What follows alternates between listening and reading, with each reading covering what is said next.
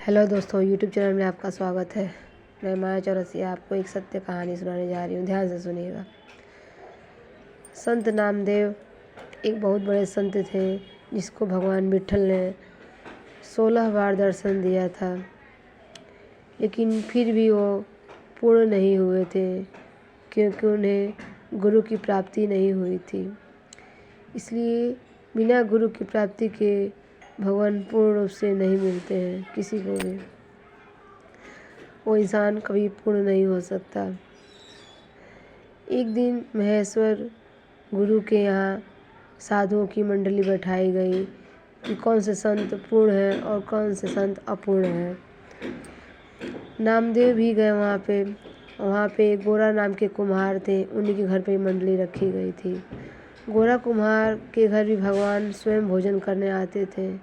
बहुत ही बड़े वो भी संत थे और भगवान के भक्त थे। जब साधुओं की टोलियाँ पधारी तो सब पारी पारी से बैठ गए और महेश्वर गुरु की जो बहन थी वो कुम्हार के डंडे से सभी संतों को बारी बारी से पीटने लगी। सभी संत कुछ नहीं बोले, लेकिन नामदेव चिल्लाने लगे। सब कोई इनका मजाक उड़ाने लगा कि अभी आप पूर्ण नहीं हुए हैं, अभी आपको एक गुरु की ज़रूरत है। तो नामदेव को बहुत गुस्सा आया क्योंकि वो बोले, मुझे तो भगवान ने 16 बार दर्शन दे दिया है, फिर मैं अपूर्ण कैसे हो सकता हूँ। ऐसे गुस्सा करते बड़बड़ाते रास्ते में जा रहे थे, तभी भगवान विट्ठल ने दर्शन दिया और बोला, नामदेव, वो लोग सत्य कह रहे हैं, तुम अभी पूर्ण नहीं हुए हो। तो फिर वो बोले, नामदेव, मेरे को आप 16 बार दर्शन दे चुके हैं, फिर भी मैं अपूर्ण कैसे रह सकता हूँ। तो विट्ठल भगवान कहते हैं कि बिना गुरु के कोई पूर्ण नहीं हो सकता, भगवान दर्शन देने के बाद भी। फिर वो बोलते हैं, जाओ एक जंगल में एक खेचर नाम के गुरु हैं, तुम उनके शिष्य बन जाओ तो तुम पूर्ण हो जाओगे। फिर जहाँ पते पे बताते हैं वहाँ पे वो नामदेव संत पहुँच जाते हैं। वहाँ पे देखते हैं कि खेचर गुरु एक शिवलिंग पे पैर रख के सोए हुए हैं। यह देखकर उनको बहुत आश्चर्य होता है। वो सोचते हैं कि लग रहा है मैं गलत पते पे आ गया हूँ, क्योंकि इतने पहुँचे हुए संत कभी शिवलिंग पे पैर रख के नहीं सो सकते। फिर वो वापस लौटने लगते हैं, तभी खेचर गुरु आवाज़ लगाते हैं, संत नामदेव, तुम्हें विट्ठल ने भेजा है, विट्ठल भगवान ने भेजा है। तो नामदेव कहते हैं आश्चर्य से, आपको मेरा नाम कैसे पता और आपको कैसे मालूम मुझे कौन यहाँ भेजा है। फिर खेचर गुरु कहते हैं, मुझे सब मालूम है। तो फिर नामदेव बोलते हैं कि आप इतने पहुँचे हुए संत हो कि आप शिवलिंग पे पैर रख के कैसे सो सकते हैं। तो ना संत खेचर ने बोला, ठीक है, मेरे पैर को उसी दिशा में कर दो जिस दिशा में शिवलिंग नहीं है।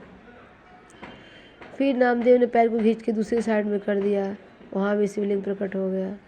फिर वो तीसरे साइड में करते हैं, फिर वहाँ शिवलिंग प्रकट हो जाता है। फिर वो चौथे साइड में खींच करते हैं, वहाँ भी शिवलिंग प्रकट हो जाता है।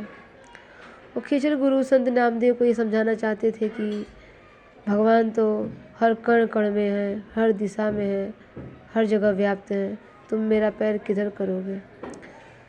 तो तब संत नामदेव को समझ में आ जाता है कि मैं गलत हूँ, मुझे नहीं मालूम कि भगवान कहाँ है, लेकिन इनको पूर्ण ज्ञान है इस बात का, जब भी मुझे समझाना चाह रहे थे। और इस व्याख्या से मैं अच्छी तरह समझ गया कि भगवान हर जगह व्याप्त है। और वो फिर संत नामदेव वही कुटिया बना के गुरु दीक्षा लेके वही तपस्या करने लगे। फिर भगवान विट्ठल ने दर्शन दिया उनको और बोला कि तुम अपूर्ण हो गए हो, और वो कुटिया में ही निवास करने लगे। एक दिन रोटी बनाकर उन्होंने बाहर रखा और घर में घी लेने के गए तो कुत्ता ने रोटी लेके चला गया।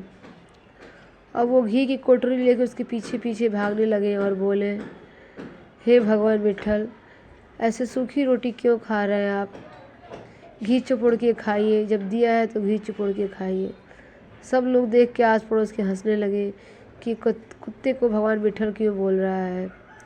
लेकिन उन्हें ज्ञान हो गया था कि हर प्राणी मात्र के अंदर ईश्वर विद्यमान है। जब भी वो हर जीव के अंदर भगवान का दर्शन करने लगे थे, इसलिए उन्होंने कुत्ते को भी भगवान ईश्वर का नाम दे के पुकार रहे थे। धन्य है संत नामदेव। जय श्री कृष्ण।